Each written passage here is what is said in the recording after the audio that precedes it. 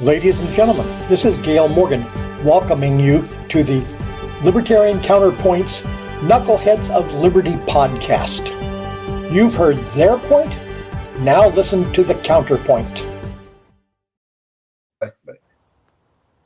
And welcome to Knuckleheads of Liberty podcast. I'm going to give you the quick introduction because we're having some technical difficulties behind the scenes. You've got Leon and Tim currently here, and Jason will hop into the moment. You guys, it's qualified immunity in New Mexico. You've ended it. What do you guys have to say? I love it, but Leon may not like it. Well, you love the fact that they ended the qualified immunity, or you love qualified immunity yourself? No, I think they ought to join the ranks of the people that kill the most people statistically than anyone else, and that's physicians. And they need to have malpractice insurance, which, of course, their union will pay for them. And yeah, their union dues will be more and so on and so forth. But no, I mean, qualified immunity for police officers, at least, has been a disaster and has allowed all kinds of abuses. And it just needs to stop, in my humble opinion. And they need to protect themselves, however. And the ones that do the best jobs out there and destroy rights the least and uphold rights the most will pay the least amount of malpractice insurance, just like physicians do. And so, I can see why they don't want it. I mean, sure, if I was the head of the police union, I wouldn't want qualified immunity to end either. I mean, I've been lobbying for decades to keep it. So why would I? And by the way, Joe Biden was one of the leading architects of qualified immunity. Joseph Biden, you may remember him.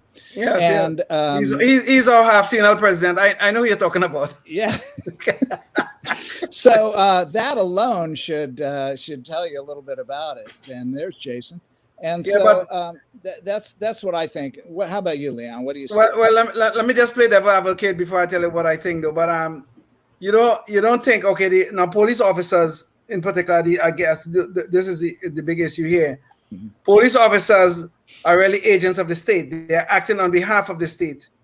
You don't think they need some protection when they take action? I mean, I can understand the point about the abusing that immunity that they do have. But don't you think, since they're agents of the state, they should have some sort of protection? I think they do, if they're acting within the law and within the for lack of a better word, the operations specifications of the department.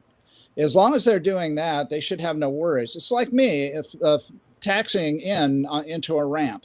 If my ops specs say for me to taxi in slow, so I just bring the throttle to idle and go. And if I have a tailwind, I'll have to apply, reverse thrust or brakes or whatever I need to apply to slow down. Right. But I don't come roaring into the ramp with a bunch of people going hither and yon and just go blasting in there like I own the place, because it's dangerous. And if one of my brakes failed, which they can do, yes, take my word for it, then Tim, I travel on planes quite often. Okay, when I'm able to travel, please don't tell me that. So if that happens, and of course the planes you are on probably have multiple brake systems, but I'm just got like one on one side and one on the other side. So oh, okay. So when if I were to run over somebody and I was negligent, guess what? I'm going to be sued personally for it. Right. They'll sue my company and every other company they can, of course, but I'll be named in that as well. And but if I was just going in at the slow speed required by the op specs, and I had a brake failure not in my control, and somebody was close enough and not aware enough, and I accidentally, God forbid, hit them and hurt them, then I'd be looking good. I mean, it's just kind of the same thing. I mean, they still may sue everybody, but I don't think they'd win. Put it that way. I see. Yeah. Well, as to what I think about it, but I do agree that well, I think police officers need some protection. However, I think it could be done through the free market in terms of malpractice insurance, just like we do with doctors. Okay, so the doctors have to go out there. You know, they have to get their malpractice insurance. So they could keep on. They could keep on practicing and all that. And whenever they do something pretty bad, of course, then you could sue them. And of course, the insurance company will take care of it or whatever and that kind of stuff. I think police officers, then their rates would go up next time they came to renew, or they wouldn't get renewed, and they'd have to go to a more expensive insurance company or whatever. But it's free market there. That's free market. The way it is now, it's just the government has made it impossible or nearly impossible for you to sue downright abject negligence and tyranny from police officers, which is cured.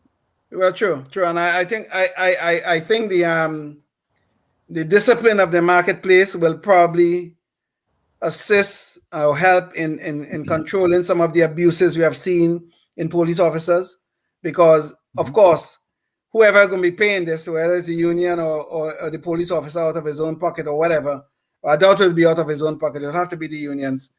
They will certainly impose more discipline upon police officers in the course of doing their constitutional duty. I really think so. So it might be a good thing overall. Definitely. Well, it's definitely going to come out of the police officers' pockets, whether the union pays for it and gets it back in higher dues, or whether the police departments themselves pay for it and get it back from the officers in lower salaries. Yes. You know, one way or another. I mean, it's the same way with, with physicians and so on. They really do pay for it, so, it's just economics, just simple economics there at work. Indeed. Well, the next topic that we have on the schedule here is the issue related to good guys with guns, and this is something new that we are about to try. This is our first episode of this, and Tim is going to lead us on this segment. Okay, because I'm the resident gun guy. Indeed.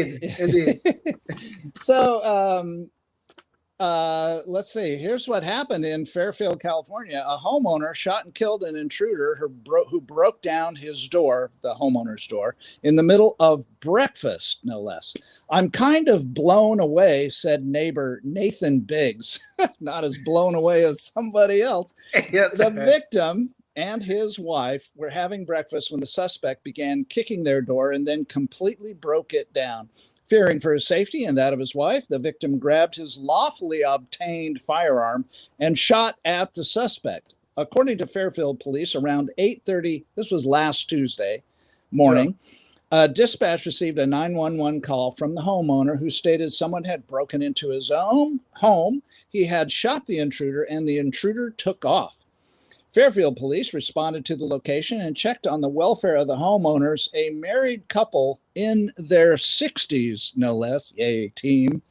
Officers located the intruder across the street, detained him, probably quite easily, and found he had a loaded semi-automatic handgun with an extended magazine. I wonder where he got that equipment. Officers then began life-saving measures until Fairfield fire personnel arrived on scene. The intruder has been identified as a 27-year-old man from Suisun City on parole for what? Home invasion out of nearby Alameda County, and was pronounced dead shortly after 9 a.m., a moment of peace. The homeowner was not arrested, and that brings good feelings to my heart. He was not arrested in California. Well, this is great. I support the homeowner's right. You know this, to defend his property and defend maybe the life of the people within the home. But Tim, given our very long, lengthy discussion about this matter, how do you feel about the actions of the homeowner? Well, when somebody's breaking down my door, forcibly trying to enter, you know, with a gun or not with a gun, he's going down. I mean, you know, more people. Then you become like me. Then you become like me. No, because I'm fearing for my life at that point in time. I mean, somebody has enough force to break a door in. I'm a little bit more concerned about what they could do with their hands, feet, and fists, because those are the things that the FBI in their statistical analysis is double the amount of people are killed by your body parts by being beaten to death. Yes. Twice as much in this country every year as all rifles combined, not just AR-15 rifles, all rifles of everything. Yes. And, you know, from the lowly 22 on up to whatever. So yeah, I mean, and I'm in my 60s and that guy's 27 years old. I think in a otherwise fair fight, I think the 27-year-old would win, but breaking into my house, he's going down. Provided I do my job, of course. Provided you do your job, exactly. Yeah. So, Jason, what do you have to add to this before we move on?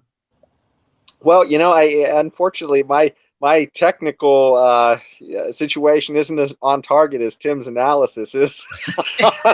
Good guys with the guns today. So I missed a little bit of it, but you know, one of the things I kind of wanted to preface this topic as we went into it is that, you know, guns are one of those items that they're a tool, and they have improper uses and proper uses, and quite frankly, the proper use of this tool can be indispensable in some situations, and I hopefully Tim's enlightened us with an example of that today. Indeed. Well, so we'll have more in the future. Well, that'll be good. That'll be good, because I honestly think we have too many stories about the criminals who use guns for nefarious acts, and we hear very little about the good guys who use guns to defend themselves, defend their family, and defend their property. Tim, thank you very much for that. Well, so, Jason, I'm sorry. I was just going to say, the reason for that is because if it bleeds, it leads the story on the news. Indeed. And if you're most defensive gun uses in the U.S., you know, either they don't fire a shot at all, or they fire a shot and it misses, or they fire a shot and it hits the guy, but it doesn't kill him. Or once in a while, in this case, they fire a shot or two and the guy gets killed.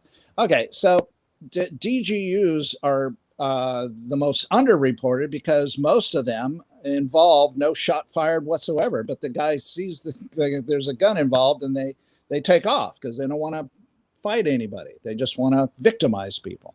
Sure. Okay. Well, Jason, I'll now turn it over to you since you're here now. So please go ahead. Okay. Yeah, I was sorry to miss that first topic on qualified immunity, but let's jump into the next topic. So the courts recently have put a stop to Biden's, no other way to describe it other than his racist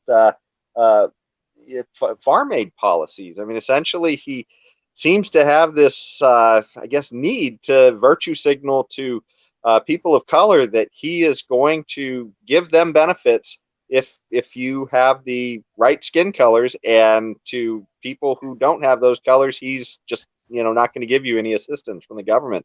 And so the courts have stepped in and said, hey, look, this farm policy of yours that essentially uses skin color as a determinant on who's going to get aid, that's just not going to fly. So I don't know. What do you guys have to think about that? I mean, this is just one of many instances of Biden and Democrats in general across the country pushing these types of policies.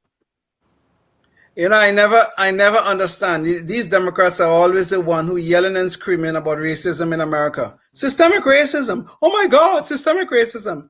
They're always trying to save us with these programs, and they're gonna solve the problem of racism by new racism. Okay. So in the past, yes, there have been injustices done to Black people, but that's not us. Okay, that's not us. We were not enslaved, and the slave owners who did enslave us, our ancestors, they are all dead. So I don't know what is this thing that these people trying to tell us that, oh, we have to make up for past injustices by if we could only have some racism against you white people. If we could just have that, then everything will be equal and everything will be wonderful. But when the hell is it going to stop? Racism will never stop until we stop the racism. And this farm program was nothing but straight out racism, discrimination against white people. Okay, so if somebody will start to think now, oh my God, here's a black guy, an immigrant too, defending white people. I'm not defending white people.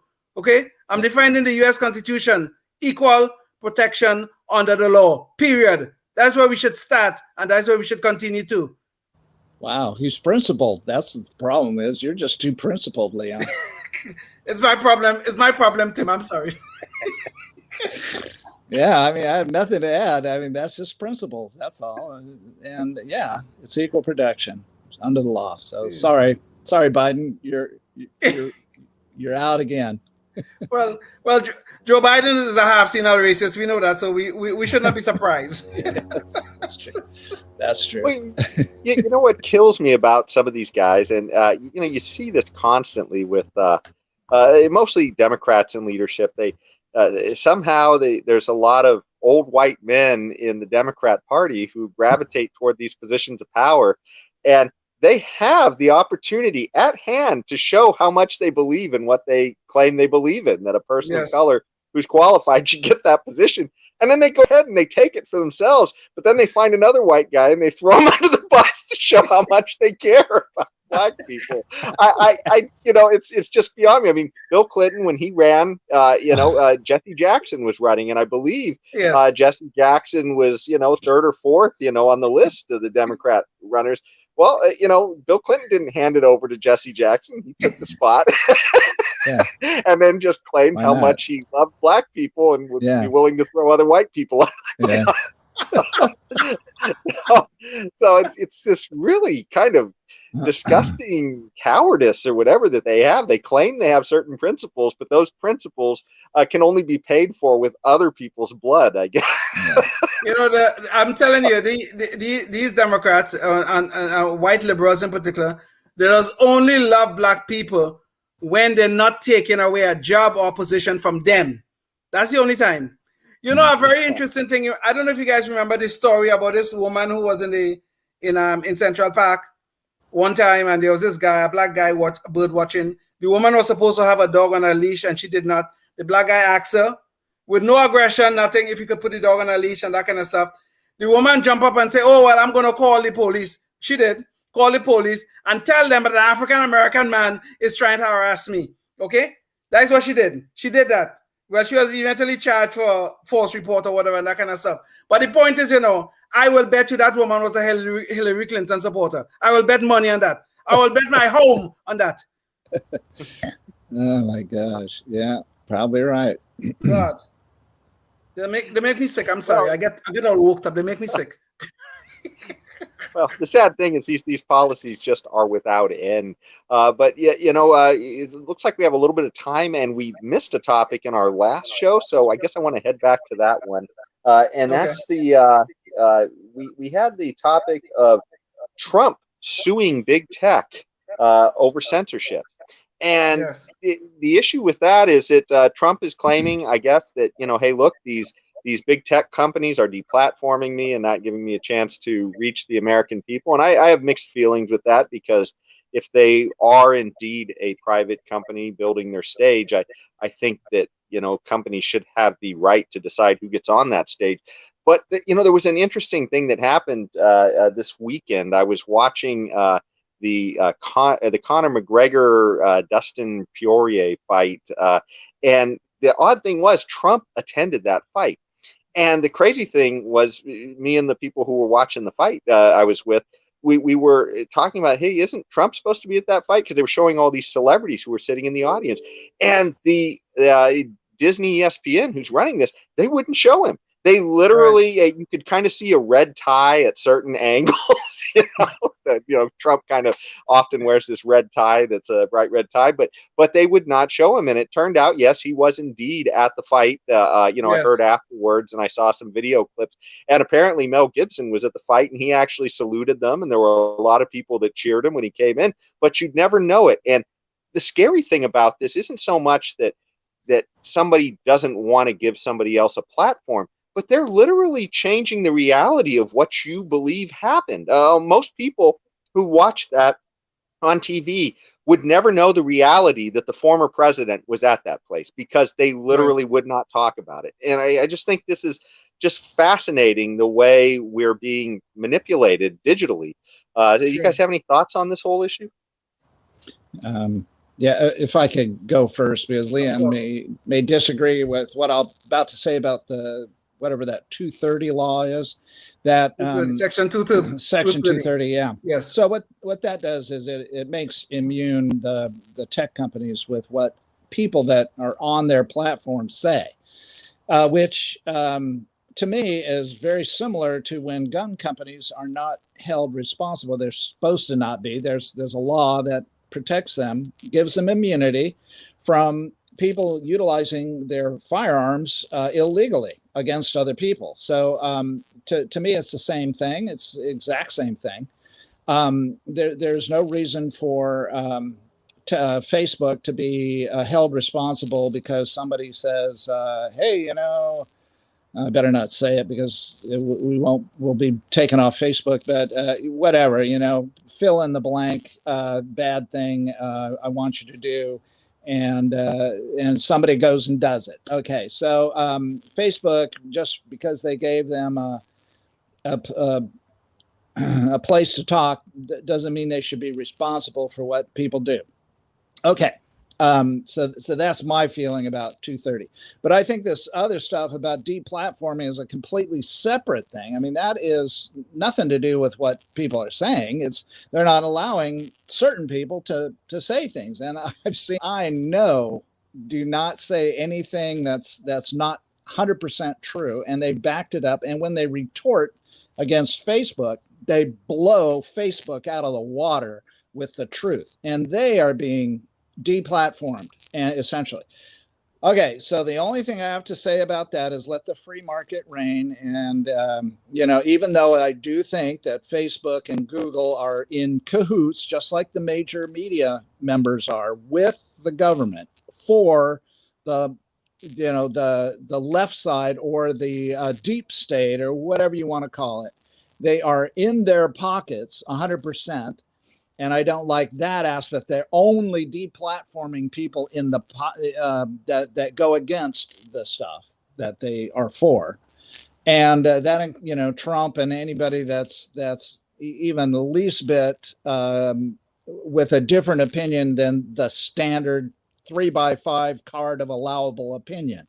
Okay, so even though that is existing, I want to recognize that, but I don't think that the answer is some gigantic government institution to somehow control deplatforming.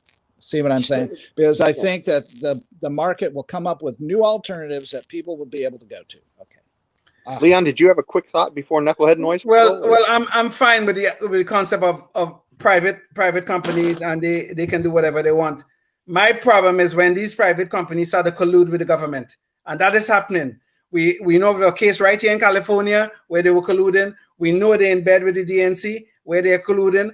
That is my problem when they're trying to censor us through collusion. That is the government, really and truly, telling Facebook and Google and all these places to do their dirty work. And that I think we should stop. But we got Knucklehead Noise Patrol, so we could go on.